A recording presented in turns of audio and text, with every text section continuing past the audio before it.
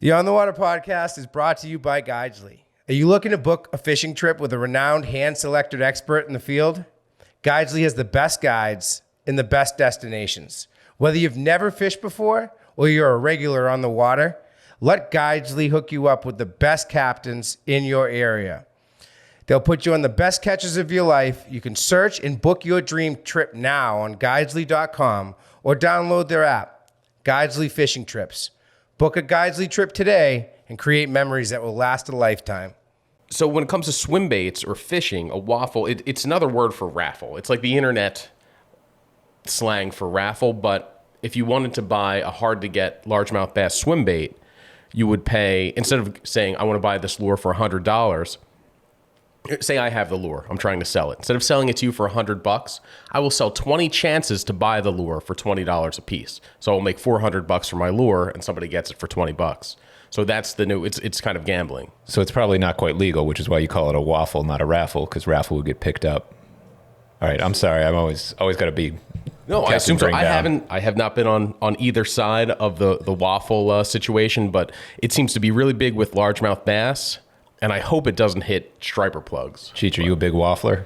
Not yet. I'm scared of it. It's a slippery slope. Swim baiting in general is a slippery slope. He's more of a pancake man himself. Yeah. Hodl.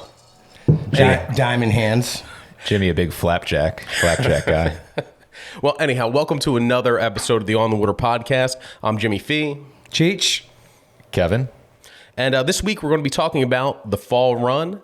But before we get into that, if you strictly listen to our last podcast episode, the introduction with Anthony seeming to have a one-sided conversation with me. If you didn't watch the YouTube video of that, he'd actually set up a mannequin with one of my hats on it, and that was the joke there. You'd never get it if you only listened to the podcast. True. I thought you were coming with a rebuttal. Visual jokes on a podcast never really. Yeah.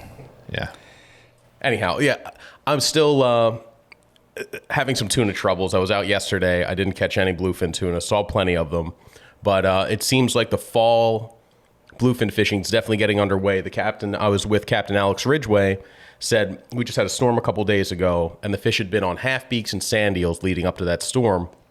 After that, the water temperature dropped, butterfish moved in, and that's kind of a notorious like fall bluefin theme up here on Cape Cod, is that they get on these butterfish and they're really picky. It turns them into albies almost. Super picky. Very, very frustrating. It's hard to get bites. The butterfish are really tough to imitate, and they seem to hang under the floating sargassum. And they're like $half size bait fish that are perfectly round. There's no chance of them getting away from a bluefin tuna. They're so small, so ill-equipped to survive, you'd think. And anyhow, you had a sargassum trying to catch one yesterday. But anyhow, Kevin had a much more successful fishing trip this week. He went to Nantucket. Who'd you fish with over there, Kevin? Yeah, just got back from Nantucket. Fished with Fish Girl Ack out there. Tammy is her name. She was an awesome fisherman. She takes out surfcasters, everything from new surfcasters, people who've never fished before, all the way up to experienced people, and shows them around Nantucket and takes them out fishing. Now, this is your second time surf fishing on Nantucket. The first one was way back in 2008, and I remember because, it was October 2008, right after Striper Fest. You went with my good friend and our good friend, Dave Ross, and you fished for albies then, and you had a great trip. And it sounds like you had another great trip, but what's changed in those last 10 years? There was one thing you didn't mention in 2008 that you talked about a lot on this recent trip. When we did the fishing in 2008, we fished with Dave Beaumont, who was a writer and columnist for us at the time, and he took us out and showed us around. And he's a Nantucket native, and he was telling us that there's a seal around, and the seal is stealing albies off the line. And he said, while we were out there filming, he goes, there's a good chance it might happen. And like, I kind of want to see it happen because it'd be good to show the world, like, this is a problem we're starting to have. We fished for 2 days and caught a bunch of fish, and never happened. A seal never showed up and took fish, but he swore that this was a thing. That was 2008. So now 14 years later, it is a thing. There are seals everywhere, and especially out at a great point in that side of the island. And they know when you're albie fishing, and they come after you, and they come take the albies off the line. So it's to the point where a lot of people we talked to out on the island said, I no longer participate in that fishery. I no longer head out to Great Point. I no longer fish for albies there simply because I don't want to deal with the seals. Spot burn for the seals. So when you fight the albies, when you hook up, the seals kind of leave them alone. It's not until the last wave that they seem to get them. Describe that. I mean, that was really interesting to me. Yeah, so where we were fishing, what was great is there's not a lot of people around us, and so you're kind of on your own. And for the first albie we caught, and you're fishing from a beach, throwing out into waves, it didn't seem to me, it was so different from albie fishing on the Cape, where you're fishing kind of calm waters using like really light line and the lighter half ounce, quarter ounce, 3/4 ounce epoxy jigs. Out there it's like 2 ounces. We're casting into the wind, you're fishing waves, and you're actually seeing albies moving through the waves, kind of like you would see stripers or blues usually. That's so really cool. But anyway, we got out there and got the first albie, brought it in, and Mike Wayne, he's with the American Sport Fishing Association. He lives out, or his family's from Nantucket, so he's a family house out there. So he hosted us. He got the first one and brought it in and landed it, and we're looking at it, and it's great. And he's about to let it go. I was like, that was awesome. And the best part of it is there wasn't a single seal. And as soon as I said it, they were like, no, don't say it. You've jinxed us. And I was like, oh, whatever. And it was like 5 minutes later. I don't know where the seals were, how they knew we just caught a fish. All of a sudden, they're around us. And there's like 3 seals in the water, swimming by, watching. And they just keep an eye on us. They just kind of stay in the area, pop their heads up, and just watch you. And as long as you keep casting, they stick around. So like we tried different things. We tried just holding onto the rod and seeing if they'd move on. And some of them did. Some of them went to go check out other fishermen. But once you're casting and active, they just keep an eye on you. They're clearly acclimated to the they've fishermen learned. then. Yeah. And when they see a rod bend, they know it's game on. And then they just kind of stay in front of the angler with the bent rod and keep an eye out for, they basically know you've got an albie on the line out there and you're going to bring it toward them if they stay in front of you. So we tried all kinds of things. Someone would hook an albie and then we'd have them open the bail, let the albie run, get away from the seals, walk down the beach to kind of like fake the seal out, while 2 other anglers would stay back and act like as if they had fish on. So it would even do things like pretend, like bend a rod and make it look like your rod's bent. And the seals would stay in front of you and like stare at you like, all right, here we go. Come on, what are you doing, buddy? Reel. Come on, get that fish in. Meanwhile, like the guy who actually has the fish is like 50 yards down the beach trying to quietly bring the fish in. And as soon as they hear that albie get close to shore and the tail starts slapping the top of the water, they're gone. They hear that and they're like zooming down the beach toward it. Wow. So managed to sneak quite a few albies past the seals. Did get sealed a couple times, and once that started happening, just realized like, okay, we don't want to feed albies to seals. We don't want to lose any jigs, so got out of there and went fishing some other spots. But pretty cool fishery. Yeah. Now, are you using heavier leader there? Like, can you get away with like 20 or 30 pound tests as opposed to like 15 and 12? I feel like we're using over on this side. So I had 25 pound Seaguar Gold fluoro, and I was like, I'm going heavy. I'm 25 pound fluoro. Like, I'm going heavy because I know bigger lures, bigger albies, get them past the seals. And the first albie I hooked broke me off, and I was like, this had nothing to do with a seal. But swim broke me off and like broke the leader. I was like, oh, that's weird. I bring it in, and Tammy looks at my leader and she's like, you might want to beef it up. I'm like, well, what are you using? I look at her and she's like, she's got 40 pound leader on. She said, oh, these fish aren't leader shy out here. You don't need to worry about that. So that sounds so different from our fishery here. I mean, like Kevin said, mainly calm water. We're fishing the outlets of some of the salt ponds here.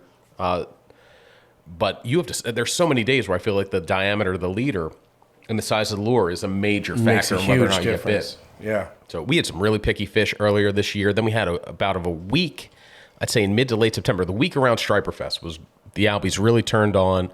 They were on those bay anchovies that had gotten a little bit bigger from the beginning of the year.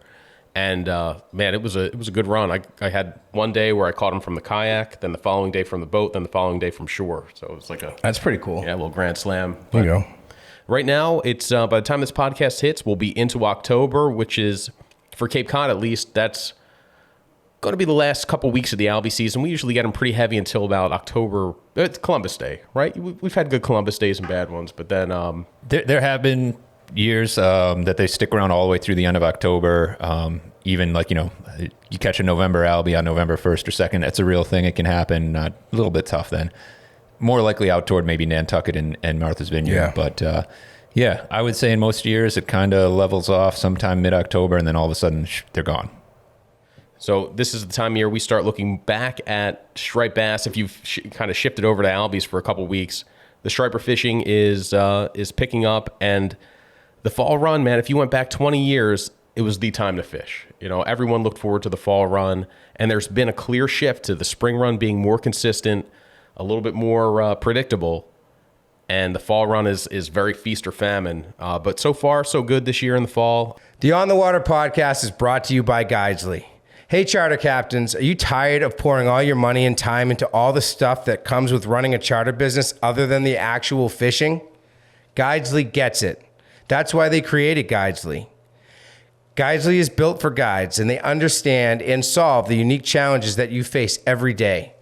Let Guidesley handle your book of business from technology to customer management, leaving you to handle the fishing.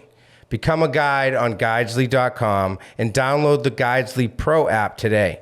Focus on what you do best, putting customers on the fish, and leave the rest for Guidesley to handle. All right, so once the albie season starts to wind down, I focus, and a lot of other guys in the Northeast focus back on striped bass to the extent that they stopped fishing for them at all to fish for the albies. And so in this episode, we want to kind of go from north to south, talking about the fall run, starting with Anthony, who grew up north of Cape Cod in Hull, Massachusetts. And dude, what was your fall run like up there? Yeah, I mean, it was my favorite time of the year, bar none. It was the most consistent. I remember going the entire month of September and pretty much not catching a striped bass under 40 inches because you had all of these like backwaters. You had Hull Bay, you had Hingham Bay, you had, Fore River, you had all of those like backwaters all up the coast surrounding Boston Harbor would basically dump out their pogies, which is what we called bunker. The adult size ones or the peanuts? Yeah, the adult ones, big ones. So you had these. I used to call it the March of the Pogies or March of the Purple Water, and there was like these pinch points that you could target where all of the bays would dump out all of these schools of pogies that would seek each other.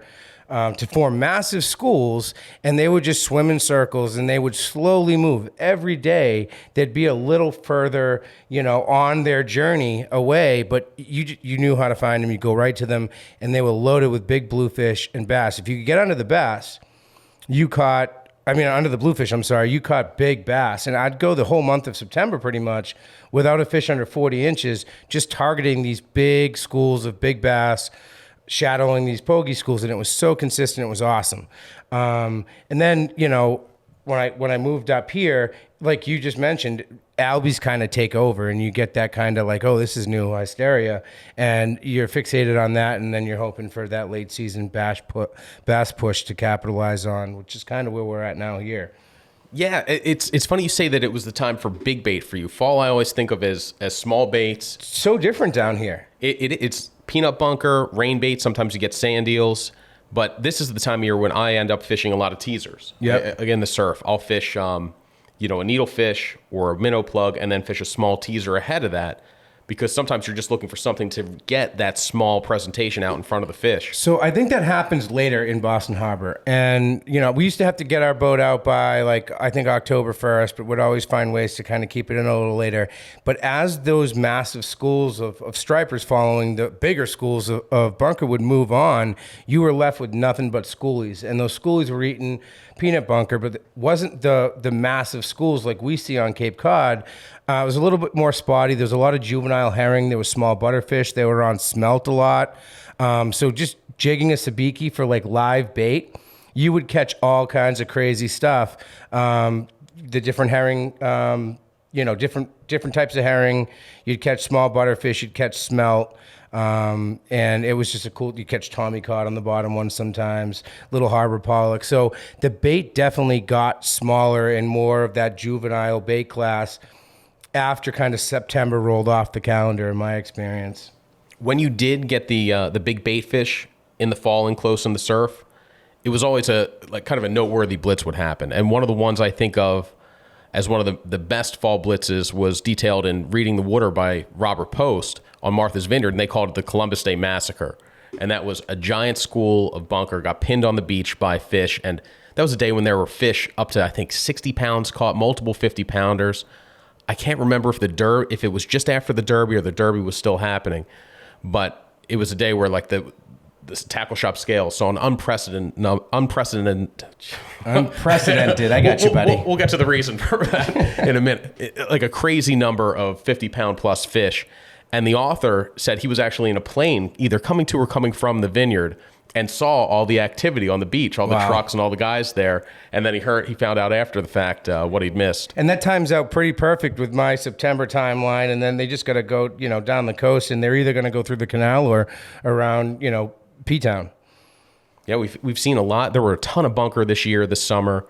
They have not quite reemerged wherever they went. Actually, one of the bluefin, one of the boats caught yesterday had a whole adult bunker in it, and that was in about 109 feet of water east of Chatham. Yep. So maybe they're going to rush back in following these storms. Yeah, I mean the fall run it doesn't get much more exciting than that. I think part of it's because it's coming to an end, and you start to kind of think like, all right, I got a small window here. What do I want to try to get done before the show's over for the year? You have anything that you're looking forward to getting after, Kev, the rest of this fall? Yeah, it's like you're saying, there's that mental, that flip from the spring of like, oh God, there's so much ahead of us, like, but I want to get into it, I want to get started now. And you start thinking like, all right, the fish are only going to get bigger, the fishing's only going to get better, and it does. And then you get here and you're like, all right, I got to make the most of this now before it goes away. And you also go in reverse from right now, still thinking like there's some big bass around up here, Cape Cod, New England, like I'm going to chase this, I'm going to try and get my last big striper, knowing that a few weeks from now, just to go out and catch schoolies, I'm gonna be like, this is awesome. Like I'm gonna get, if I can get to the last week of October and catch some 20 to 30 inch stripers, that's awesome. Like that's worth it. Whereas like today, I would like, I'd ignore those and go look for big fish. Exactly. Yeah. 30-inch striper on October 1st means a lot less than a 30-inch striper on October 31st by the end of this month. What you said leads me, I haven't done a quote from a book in a while on one of these, and this was from Striper, by John N. Cole. Did you ever read that book? I did, yeah. It's a great book. It's mainly about commercial fishing, fishing about a gill netter on Long Island in, I think it was the 1950s. But here was his take on the fall run. It is as if the writhing rivers... I'm gonna struggle here. Just read, Jim. It's called reading. Let's go. It is as if the writhing rivers of moving fish pulsing through the Atlantic's submerged arteries also set the fisherman's blood to coursing with the same elemental energy. The air intoxicates, the tumultuous sea generates hallucinations of immortality so convincing that every fisherman charges into October as if winter never waited on the other side. It's beautiful. It is. That's an incredible book. I can't believe it took me so long to read it. I read it on the plane to ICAST. Well, I finished it on the plane to ICAST this summer. But it is essential striped bass reading. And the other one I would say is On the Run by David De Benedetto, which he actually kind of lived the dream 20 years ago in 2001. He did it. Book came out in 2002, where he followed the striped bass, the fall run from Maine all the way to North Carolina and the Outer Banks.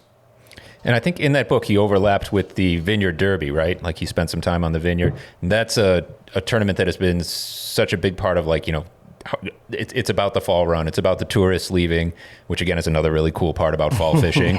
But like the beaches empty out of tourists and sunbathers. There's fewer boats, definitely fewer pleasure boaters out there. And it kind of the fishermen take back over. And the Derby always really captured that. Even out in Nantucket right now, they have, I believe it's the Inshore Classic. It's sort of like a different version of that Derby tournament. But that's kind of sad, especially when it comes to striped bass. The Derby used to be known for, fall run, striped bass fishing on Martha's Vineyard. You have a chance for incredible epic fishing, and it really has fallen off. I mean, for almost the last, decade and a half, maybe even longer, it really has gotten to be not a spectacular fall fishery for striped bass on Martha's Vineyard. And it's that question that we have all the time, is it a reflection of the striped bass population declining? Probably. Is it also just something changing in the ecosystem and bait and things like that? Yeah, it's probably both of those things. Because the fall fishing on the vineyard had started to taper off before the striper fishery did. When I moved up here in 2008, the fall was already, vineyard fishing in general was already in decline for the big striped bass in the surf. That was a couple years after that book, The Big One, came out, and that was centered around, he was a very prominent striper cup fisherman, Lev Wolodka? Yes, and there was a big controversy about a fish he caught that was a 40-some pound striped bass that was full of yo-yo rigging components. And what a yo-yo rig is you're not allowed to, it's now outlawed, correct? Yeah, you're not allowed to use it. It was a rig where you would fish a dead menhaden bunker pogie, by attaching it to a hook and then attaching, stuffing basically weights inside, usually lead weights, although, it could be any rebar, it could be anything like that. So you have the fish on the hook and you have the weight. The weight is actually inside the bait fish. And why it was outlawed is because you end up, if you lose the bait fish, if a striper, say you hook a striper on it and that menhaden falls off, goes to the bottom, you now put that lead or that weight into the environment. And what would often happen is a fish would eat it. So striped bass would be down there and they'd eat a bunch of these pogies that came off the hook. They'd end up ingesting and getting all of this rebar and lead weights and all this stuff stuck inside of their bellies. I hate when that happens. Which in the case of Lev's fish, the reason this became a big deal is because he took the fish to weigh it in and it had all this weight stuffed in its belly. And, it looks bad. It looks like, oh, is this cheating? It wasn't cheating. He had no idea that he'd caught this fish and it had loaded up. And then as they started looking into it, they realized this probably isn't good for the fish. This probably isn't good that this is out in the environment. And so now the rule is any kind of weight or lead that you have has to be actually attached to the hook into your line. You can't have just stuff it inside your bait fish. That was a super popular way of fishing at Gayhead. There used to be massive fleets that would catch a ton of big stripers in the fall at Gayhead, all yo-yo and pogies. I actually never knew that's how it was done with the weight inside the pogie. Yeah, you would there was a piece of bar you would put through to stiffen up the bait and help it maintain its shape, and then fill. You would have to They had hog rings. That's right. That was looking for the word. So jam a piece of rebar down the mouth, through the fish. Hog ring the mouth tied, put basically like a ring to keep the mouth shut so that the mouth wouldn't open up. Like a dead pogie, the mouth always opens up like that. And then hook it, I think, through the dorsal. And this is something I've never done, but I've seen. And I guess the idea was that it would weight it kind of straight down. You're really vertical jigging with a dead pogie, but in a way that as you jig it, it flutters up and it moves a lot it sounds a lot like those flutter spoons that they use today, but you're doing it with an actual dead pogie. So apparently it was irresistible. Worked really well on big bass. There were specific rods they liked for too. Long fiberglass rods with a really slow action to give that. I guess if a faster action rod would be more likely to rip the hook out of the bait. So a slower rod would help keep it on there and make it flutter enticingly. But I didn't know we were going to go down that road. But so that's yo-yo rigging. Don't do it. Don't do it. Now that we've told you how, and how amazing it is. So yeah, the Vineyard Derby. It had a period in the past where they eliminated striped bass from it. Back in the, they always call that period the moratorium, but the stripers it was never outlawed. But during the 80s, yeah, they did. They took striped bass out of the Derby. And put weakfish on it, which is interesting. Weakfish was one of the Derby species for a few years. But there was, before those years in the 80s when striped bass population really kind of collapsed, before that, the fall run was a time where you would see really big bass get caught along the outer Cape beaches. The Tony Stetsko's record striped bass from the surf that he caught from the outer Cape beaches, was that November, I believe? November 3rd, yep. He caught a bunch of, just to show how much things have changed, he went out there and caught several cod from the surf on his teaser before he then had that 73-pound bass also eat the teaser. Yeah, I mean, that was the bookend of my striper season. I would start down here with my father and uncle and brother on a charter, jigging the rips for stripers in the spring, and it was well before we got fish, and they were all cookie cutter 30-pounders in the 90s and stuff, and then would end it down here. We used to book a guy, Bobby Luce, out of Saquatucket Harbor, and we'd fish places like the Rose and Crown, places you can't even fish anymore, and the fall run was much better than the spring. Even though the spring was lights out, the fish were just built different. They had a whole season of just gorging under their belt, and that was the bookend of my striper season. That's one thing you do notice about striped bass. When you get them late in the fall, I love getting a November fish, even if it's only, say, a November fish up here on Cape Cod. Say it's only 26 inches. It's going to be as round as a football. They get a real kind of deep purple color to them. Yep. These are fish that are running the ocean. They're on the move, and they are fattening up for this, on their run south. They have a different look to them in shoulders. November. Yeah, than they do on the way up in the spring when they're a little bit skinnier. These fish, I swear, they fight harder too, although that could just be, toward the end of the season, every fish feels a little bit, like it might be your last, so you savor it a little bit more. But the tuna do that too, man. They fatten up with the fish. The fish caught on the boat I was on yesterday was incredibly fat. It was like the one you caught a couple years ago in mid-October. And that's also a profound difference from when they show up in the spring. They're long and skinny and lean, and then they're fattening up on all this bait out here, getting ready for their migration. I mean, they head south a lot. Tuna are here later than the bass. Yeah, I mean it's what's the date? September 29th today. What do you got left, Jim? Going forward, where's your mind at as far as the rest of your fall fishing goes? Like, what are you looking forward to getting done? I would like to catch one goddamn tuna this season. Just that's it. Just one. I cast into a ton of them yesterday. I was gonna say, I thought you just said you got one on the boat yesterday that was really fat. That was, and I was there. I was present for it. I've been present for a lot of great tuna catches this year. I cast lures at a bunch of tuna this year. I've hooked several, but there's something about the tuna feeding on the surface that I cannot do. The last time I hooked a tuna casting into a surface feed was 2016. Oh, I know, and I've cast into probably hundreds of them since then. I've hooked plenty on the jig, got them on live bait, on chunks, but casting the stick baits into them, if I didn't see people catch them on them all the time, I wouldn't believe it worked. That's quite an impressive streak. I know. What did you wear for a lucky hat yesterday? Well, I wore this one. So after Cheech's little diatribe about my bad tuna fishing, I must be the Northeast worst tuna fisherman. But after that, the guys at Tack Waterman sent me a hat with a message saying, maybe this will turn your luck around. And I did get plenty of shots at it. I'm going to give it another couple shots as my lucky hat. I got to change something. Yeah, I had a good lucky hat going for a while. The on the water tuna tail hat had caught tuna every time it had gone out, and then I was albie fishing with Brian Coombs the week before Striper Fest, and he goes to goose it to hit a school up ahead, and I kind of turned around to see what was going on because I was messing with something in the back of the boat. Wind caught my hat, off it went. And what do you do in that situation? Like, some people like freak out, like, oh, my hat, and other people like, I just ain't gonna say anything right now. You just kind of slink off. It's always embarrassing. You want to be that guy that makes the captain come off plane and turn around and go back and get the hat. I made Chris turn around for a hat last year. Oh, I think I made Chris turn around. We were running for an Albie Blitz, and it was a hat I really liked. I think it was I had an on-the-water hat that fell apart. I took the patch. It was for after years. They're very well-made hats. Go buy one. But I cut the patch out of it and put it on another hat, and it blew off my head running into an Albie Blitz, and I asked Chris to turn the skeeter around to go get it. But I was on another trip. I forget who the captain was. It was a press trip with Shimano, and my hat blew off. I didn't tell anybody. I stood quietly in the back of the boat. You got to be kind of real comfortable with who's running the boat to make them, do that. And then funny, it was like blowing 30, 35 that day. 10 minutes after my hat blew off, Captain Coombs' hat blew off, and that boat spun around real quick. I had the net out, netted his hat for him, and I'm like, I guess I should have said something. I'd still have my lucky tuna hat. But I didn't answer your question about the rest of the fall run.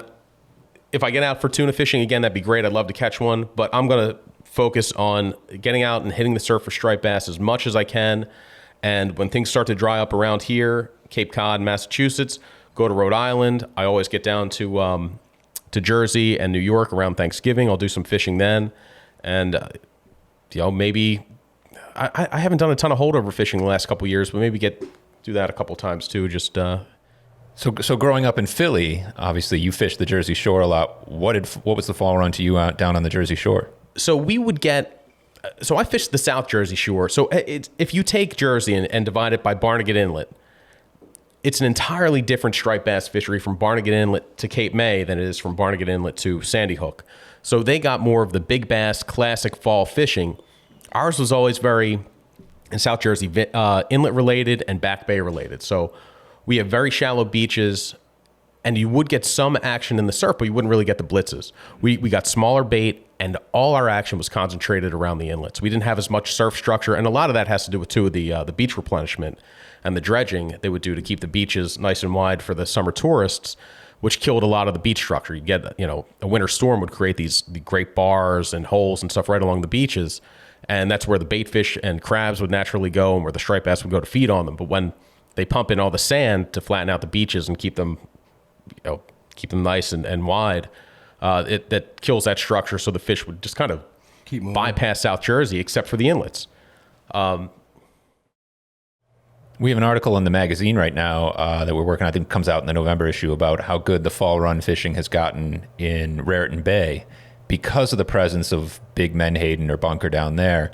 that you've got fish that are migrating south that kind of have figured out to tuck into the bay there and find this big bait source.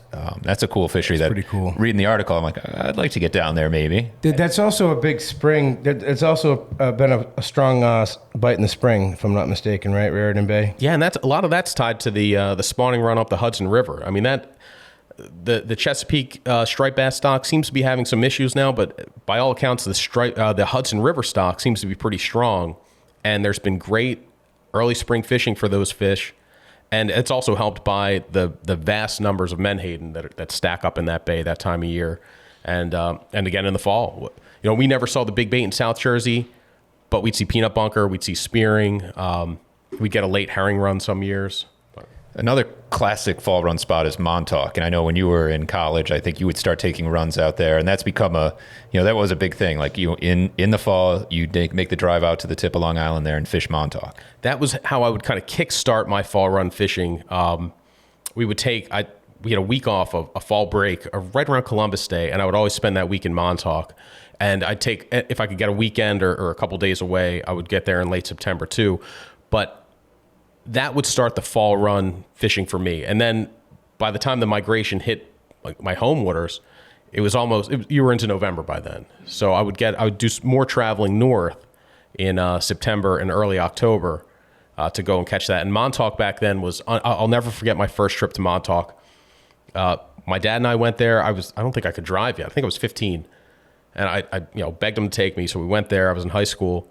And we had black bombers, and I remember we had sand spikes, and we went to the north side of Montauk, and we're gearing up, getting ready to fish, and we wade into ankle deep water and start casting. It wasn't first light yet, and all of a sudden the sun comes up, and we see there's like 2 or 3 guys on the rocks in front of us that we were practically hitting with our black bombers. Fishing behind them, yeah. Yeah. So okay, we got a little to learn here. We walked around the lighthouse to the south side to the area called Turtle Cove. And it was more fish than I've ever seen in one place in my entire life. It just a giant school of striped bass, had to be an acre in size, just complete whitewater eating bay anchovies. And you had all these boats around it. And that was, just an incredible, that was when I was like, we're coming here every year. And we did. And you'd have the morning blitzes, and then it would kind of taper off in the middle of the day. You'd go back in the afternoon, and they would fire up again. It was all driven by these bay anchovies. And for the most part, they were smaller fish. I wasn't doing, in those first years of Montauk, I wasn't doing super hardcore fishing. Like I wasn't going out in the middle of the night swimming to far rocks. I was doing get there at sunrise, fish there at sunset, and catch tons of fish, have a lot of fun doing it. But on one trip we went there, and there was a big nor'easter. And on the north side, I remember you could see the fish going through the waves and throwing bucktails. And I caught like a 48-inch bass, and it was one of the biggest bass I'd ever caught at the time, but I was fighting it for so long. Like, this thing must be snagged. I must have snagged it in the tail. Like, I had no idea that it was taking me way longer to land than any striped bass had ever taken me in the past. And then all of a sudden I got to look at it. And that was a day when there were a lot of fish that size caught, just because that's, in later years, I learned like that is the drop everything, take a sick day, go to Montauk. When you get those stormy northeast winds in the fall, that's what's going to bring the big fish in. And I was lucky to be there for a couple of those days. But that first one, with that first big, like 40-plus pound fish, that was really special. That sounds pretty wild. And one other spot that has always been synonymous with kind of like late fall fishing big striped bass is Block Island, especially for surfcasters. There are tales of, blitzes during snowstorms into November and even into December. A lot of big striped bass. I'd say like late 70s, early 80s. Some sort of well-known surfcasters would go out there and keep it very quiet. There were certain, needlefish lures that were developed because of this fishery where driven by sand eels, and you had 60-pound striped bass chasing sand eels onto the rocks and the beaches down there, and guys going out and fishing needlefish plugs and having their tackle destroyed and coming up with new ways to catch fish that were, just as big as you could possibly catch from the surf. Yeah, Dennis Zambrata kind of details that whole history of those kind of the salad days at Block Island back in the 80s and late 70s in his book. It's not called the Snowstorm Blitz. It's Fishing Around the Block. But the Snowstorm Blitz was that one big blitz you're referring to where I think it happened Veterans Day. And there was a big storm, and it just brought in crazy numbers of big striped bass, and guys were using big needlefish for them. And like you said, they were developing plugs. They developed like single, they wanted a wooden Hopkins. They wanted a lure that cast as well as a Hopkins metal, but wouldn't sink as quickly. It would hover in the water column a little bit. So they made these streamlined needlefish with a single hook on them that would cast well to reach these fish casting into the southwest winds. But that was, you and I used to joke about the named blitzes, because we've named 2 of them now. There's the Snowstorm Blitz and the Columbus Day Massacre. And back in the day, we have 2 of blitzes that we fished that we named kind of jokingly. One of them was in mid-September. We were in Cape Cod Bay, and the fishing had been decent leading up to that. It hadn't been great. And Kevin and I went out there in this, I mean, I don't know if I'd fish a storm like that today. Remember how bad that storm was? It was a crazy thunderstorm, 30-mile-an-hour south wind, but we put it to our backs in Cape Cod Bay, and it was every cast. I remember we were wading out to the sandbar we wanted to go to, and we hit knee-deep water and spooked a pile of fish. And you called it the kitty glitter blitz. Do you remember? I have no idea what you're talking about. You do. No, of course you do. It's one of your fondest memories. You've got a mug saying life is better with a cat, but that's not why you called it the kitty I'm gonna glitter get some blitz. reputation out of some weird cat person. The reason you called it that is that I cast that year had been in Las Vegas, and I'd been at the blackjack tables losing my shirt for 3 days, and I was like, come on, come gamble. And you said no. And on the way out, you like threw $1 into the kitty glitter slot machine, and it paid off big for you. Yeah. So I hit 3 tabbies. Just started ringing. The cash started coming out. It was awesome. That's why you called it the kitty glitter blitz, because it was, I don't know. That's pretty funny. Just good fortune. The other named blitz we have is the men's Wearhouse blitz, which Kevin also named. That I remember well. I didn't hear this one. My friend Jerry Sullivan had asked me to be in his wedding, and his wedding was in early July, but I had to go get fitted for the tux in mid-June. And I remember I waited till the last minute to do it because of fishing, and then I finally got, fine, I'll go. And Kevin does this thing where he knows when he knows I can't fish, he goes. Mm-hmm. You seem to be more, he loves to go fishing to experience good fishing. I'm motivated to like make you feel like you missed out on something. Yes. So he goes that afternoon, and it's one of those days where the bass pushed bunker right up onto the beach. He's underhand casting a dock and catching 30-pound plus stripers. I mean, you were there. Yeah, it was amazing. It was.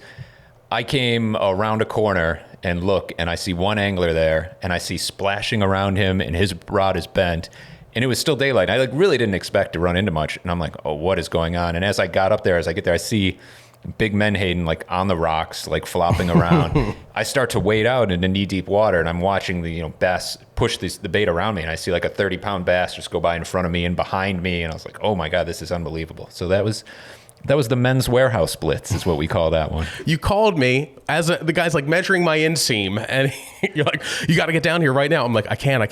He goes, I don't know how long it's going to last. I remember like going out of there in a rush being like, just guess, and I get to the beach, and sure enough, there's bunker all over the beach. I see a guy walking off with a high 30-pound bass, and Kevin goes, well, that was amazing. And then like goes back, tells me about it, goes back to his truck, and I cast there for 3 hours without anything. It was me and a fox. Like a fox had come down to reap the benefits of all the bunker scattered on the beach. And it was just me and the fox casting into the darkness for nothing. That was, yeah. And the poor guy measuring your inseam, he's never been the same. He found a new line of work. Yeah. After you knocked his hat off. All right, we'll cut that part out. Or will we? First off, generous. If you've been watching this, that was generous as an Irishman. So we're trying to put together a guide to fishing themed spirits, and I don't know if it's just because I'm more sensitive to it because I love fishing, but I feel like there's a lot of fishing themed beers and wines and liquors out there. I don't think you go to I'm never at the beer store noticing like ninth hole beers. I mean, they must, like golf inspired beers must exist, but it seems like there's a ton of fishing themed spirits out there. So we're trying to pull together a bunch of them to do a review, kind of a guide to all the fishing themed spirits. And this is one of them. It's hard work, but somebody has to do it. It is. So we're going to pull them together, taste them, review them, talk about them, and write them up on the website and probably do something on YouTube as well. But this is one of the first ones that came in. This is the Deep Drop, and we made a mixed drink called the Deep Tea Fishing. And it's pretty good, pretty sweet. But this one in particular was, Chris told us actually not to break these open yet until he was around, but we're just going to fill this one up with water to top it off like we did in high school. So this is Kentucky bourbon whiskey with orange and other natural flavors. Pretty sweet. The recipe, the Deep Tea Fishing, called for like a splash of Sprite in it, and Cheech said probably lemon lime, something to cut the sweetness a little bit, might be a little bit better, but overall, really good. Yeah. Fun to mix with. Yeah. And this actually, proceeds go to a good cause? Yeah, it says on the back of the bottle, proceeds of every bottle help protect our oceans. Small batch, big impact. Let's go. No, it's pretty cool. It's got a cool design. There's a hook and a conventional fishing reel visible on the face of it. Yeah, legit fishing references. I like it. Deep drop, something that Jimmy and I have failed miserably at the one time we deep dropped this year. I decided I don't want to catch a swordfish. I've gone all highbrow on. Now I'm going to, take my number one fish on my bucket list, and I'm going to dictate the terms on which way I catch that fish, because why wouldn't you make it extra complicated? But back to the fall run. Yeah. So we talked about Montauk. We talked about Raritan Bay, one of the other classic fall run spots. And I love how the hot spot changes every 10 years. It keeps things interesting. If the fishery just stayed the same year after year, you wouldn't have to adapt. And that's kind of what keeps people involved in fishing. So, throughout their whole lives. But, say 1998, if you ask, where's the best place to catch a 50-pound striped bass in the fall? I bet 9 out of 10 guys would tell you Delaware Bay. Yeah. And that's somewhere that doesn't even come up in conversation for striped bass fishing anymore. But back then, a big school of big striped bass for a few years would come into Delaware Bay, and guys would sit at all this, they call them sloughs, kind of the little depressions and holes in the bay, and they would anchor up and they would chunk bunker. And they would use kind of you say a bunker chunk, but it's actually, they would just take the tail off the bunker and throw that 3/4 of the fish out there on the bottom. And that was where, you would sit there and wait, and you wouldn't get many bites, but they'd be big ones. It was the same way that they fished the Delaware Bay for black drum, whereas you're anchoring about in these sloughs and fishing clams, but in the fall it would be all big striped bass. And that's something that doesn't happen anymore. It was Delaware Bay and Cape May rips. Yeah. That was, when I grew up, my first striped bass ever came from the Cape May rips on a party boat, and in December, because there was something I'd heard. Stripers were coming back. This is the mid-'90s. I wanted to catch one desperately. I'm like, go on a party boat, go to Cape May rips. And I did it 2 or 3 times without catching one, seeing a couple caught, feeding a lot of eels to bluefish. And then I went out there, finally got it done on a mid-December. I think it was the Lone Star or the Miss Chris head boat. I think it was the Lone Star. And got a 26-inch striper, had to put it back. There's another guy there who caught a 28-inch striper on that trip. He kept it. He was there specifically to get the centerpiece for his 7 fishes dinner for Christmas. That's pretty cool. Yeah. Yeah, but some of my best fall runs in New Jersey in South Jersey didn't even start until December. Yeah. Which is so different than up here. I mean, we would wait one year. It was December 7th to January 6th. And it was incredible fishing. I talked to a guy that year who was out on Christmas night, who must have had no family and just living the dream out on a bridge. I love you, Pam. Living the dream out there. He said he caught like a dozen fish off the bridges. We did a lot of bridge fishing, and you would see them. I went up on one of the bridges on January 6th and just saw a big school of striped bass sitting there in the lights that year. And what had happened was a big school of blueback herring got blown in with a storm and stayed in those inlets all fall, and you would catch fish up to, they weren't small. They were up to 25, 30 pounds. That's awesome. But that was, that's kind of the South Jersey fall run. I've lost touch with it a little bit since moving up here. I still know some people down there. The bridge fishing sounds like it's not as much of a thing as it was back then, but still some good fish running the beaches. It's interesting to think about that Delaware Bay bite and those big bass, and that when something like that kind of disappears and goes away, people stop doing it and they stop looking, and you kind of wonder at what point does it come back? If it comes back, it might come back for a while before somebody actually discovers that it's come back. So, or if the guys are smart, they'll keep it to themselves too. But yeah, that's a good point. Is it? I mean, that's what puts you doing things like you heard, we talked about cod off the Back Bay beaches. That used to be a thing you could do. And you're like, well, no one does it anymore. Maybe they're out there. And you go out and try it. And, well, yeah, I don't think they are out there anymore. But you never know. If they come back and no one's out there looking for them, no one's going to know. I like hold on to that dream. I want to talk about cod surf fishing with, I want to get someone on here who's done it to talk about what that was actually like. You know, there's always the stories of warming the gloves on the manifold, of your old car and shaking the icicles off the rod tip. But I try it usually once a year, and that's not enough. I mean, if you want to find one off the beaches and find that by one trip in February is not going to get it done. But I hold on to this hope that somewhere there's some old timer who knows where they are. He goes out there and he quietly catches them every year, and he doesn't tell anybody. I mean, that's what fishing's all about, man. It's about the unknown, about there being more than you know about. It'd be so boring if we knew everything. My father like how and to his catch buddies, bluefin on a stick bait. My father and his buddies used to do that a lot in Plum Island on the North Shore, and it was really good for quite some years. It's got to be happening somewhere. It's probably happening at a slightly different time and in a place where nobody's kind of stumbling across it, because there are numbers of cod, so there's no reason why they wouldn't come inshore. There's plenty of bait. I've read a lot of old articles on it, and one of them was fish clam washes. So you have these big storms in the winter that wash up a bunch of surf clams on the outer beaches, on these ocean-facing beaches. And it happened a couple years ago. There was one on the Outer Cape, and I know about it because Bobby Rice posted it. Captain Bobby Rice, who's a charter captain out of Truro, posted it on his Facebook. Oh, look at all these clams on the beach after this winter storm. And I almost went, because the idea was that it's like a natural chum slick. All these clams get bashed against each other and create this amazing feeding opportunity for whatever fish are in the area. And if you go to those, that's your best shot at a wintertime cod in the surf. Yeah, I mean, makes sense. So one last fall run that we could talk about right here, Jimmy. You have a new tradition for the fall run on Thanksgiving. You wait till the pumpkin pie is sliced, grab a piece, and then immediately abandon your family. What is that fall run all about? So that is a fall run about 8 hours west to the Niagara River. And for years, I would always take Thanksgiving was surf fishing for me. It's, that was a big Jersey thing. You'd go surf fishing around Thanksgiving. But it's also a good opportunity for me to head. I've got a 3-day weekend, and I'm going to take those days to go and catch the migration of steelhead and lake trout, and sometimes there's salmon and brown trout in the Great Lakes tributaries.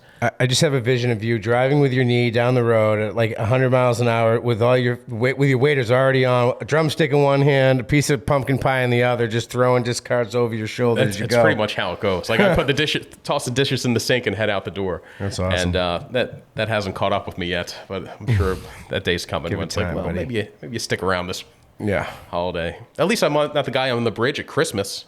Yeah. Well, how did you know the guy was on the bridge at Christmas, Jim? He told me. I knew. No, I thought you were there with him. I'm looking forward to maybe as soon as next week getting out to the canyons one last time on a party boat trip for At the Rail. That's like seemingly should be my highlight of the fall. Stoked about that, hoping that it goes a little better than our last party boat tuna trip went down south, which we will not speak of because it was terrible. Yeah, the fall run, stripers, bluefish, and albies are definitely the all-stars of the fall run. But everything, just about all of our saltwater game fish feed more heavily in the fall. They group up, and it could be the highlight of the year for targeting them. We talked about the bluefin tuna, but that's also true in the canyons. And this is the time of year when the yellowfin are all grouped up, and chunking at night becomes one of the go-to methods for it. You talk to the guys that are the canyon captains, they don't even carry chunks with them in July and August. Nobody really bothers bringing them out there, but you get to September and October, and I think a lot of that is you've got such short days that time of year and the longer nights, so you're going to make the investment in fuel to go out there and time.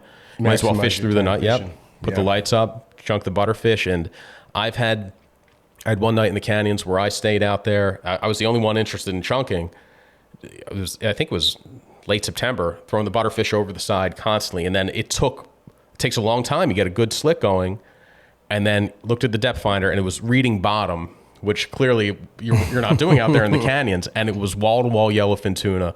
And for like 4 hours, we bailed them. And that's how a lot of the party boat trips go. That's all centered around chumming and chunking, and you will sit there, and it'll take a while to get the action going. Usually it happens about 3 a.m., but if you can stay awake, that's when, if you could be the guy who's at the rail all night, I just said the name of the series, that you'll be the first one to hook up. Like, that's the key, is just getting to that bite, or at least timing your naps better, that you don't fall asleep at 2:50 and then wake up while the bite's already happening. And that kind of sums up the how fishermen should approach the fall run there. Watch your weather windows. Take advantage of every opportunity you have to get out there, because it could be that lights out fishing that like we always say, it's what gets you through the winter. It is what you think about. You're late December, you're sitting in front of the fire. You've got your deep drop bourbon perhaps in your glass, and you're reminiscing about a blitz that you've given a silly name to. Yeah, on that note, if you guys have any funny names of blitzes that y'all have encountered, shoot us a note at feedback@onthewater. We want to hear. Or drop it in the comments on YouTube. Yeah, right? However you can get it to us, hit us up with that stuff. That's always good for a laugh. The end. And sometimes that's how the fall run ends, just suddenly like that. It doesn't taper off. It's just the storm moves through or something. It's over, and it's just done. It's over.